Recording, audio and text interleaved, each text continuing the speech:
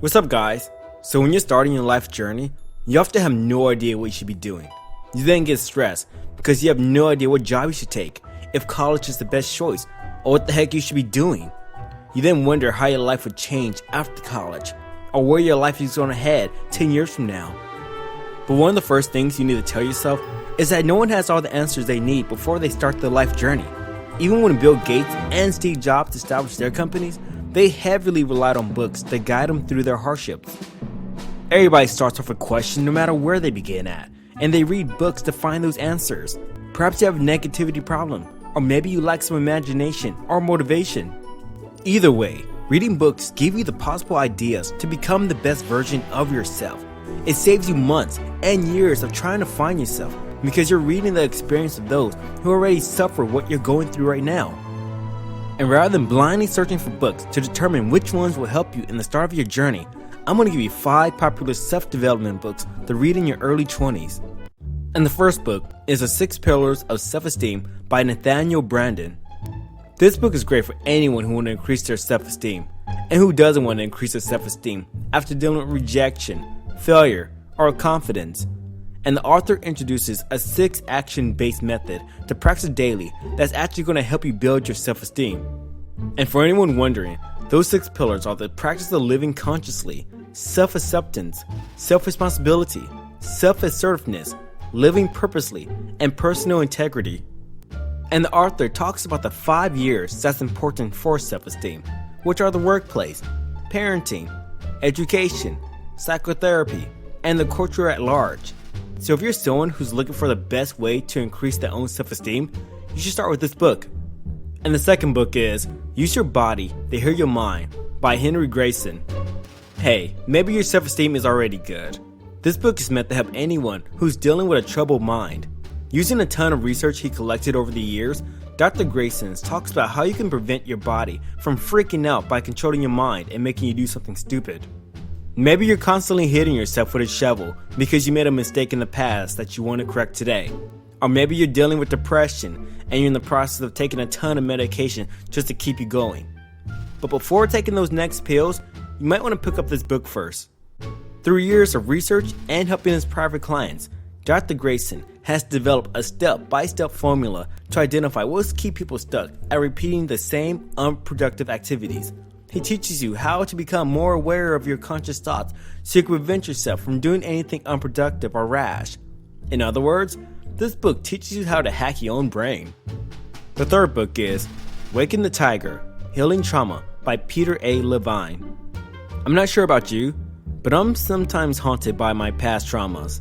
Nothing like remembering the last time a woman rejected you in front of the entire world. But in this book, it teaches you how to handle any trauma events in the past.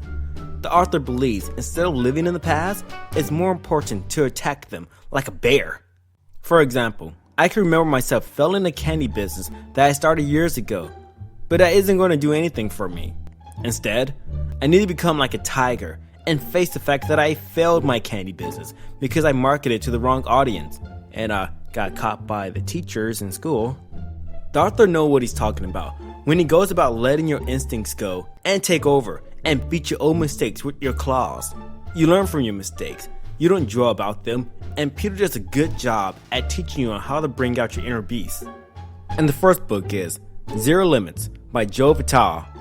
If you're looking for a marketing guru, Joe is your guy because he teaches you how to use the ancient Hawaiian healing system known as the Ho'oponopono. What? Yeah, I can't say it. But give me a break, you try saying it. Anyway, this book is great if you're looking for a way to transform your life and find that gold nugget you're looking for. And he first starts off by explaining that you have to take responsibility for everything in your life. And I mean everything, buddy.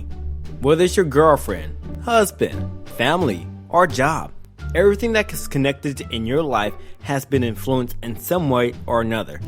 Basically, if someone's in your life, you have the capability to make a big impact upon them. Like me, I could give my friends something as small as a sandwich, and that could make them happy for the rest of the day and let them do great things. Or maybe I could step on my friend's shoe instead and make them feel super pissed off. In this book, Ho'oponopono Hakuna Matata, this word is so hard.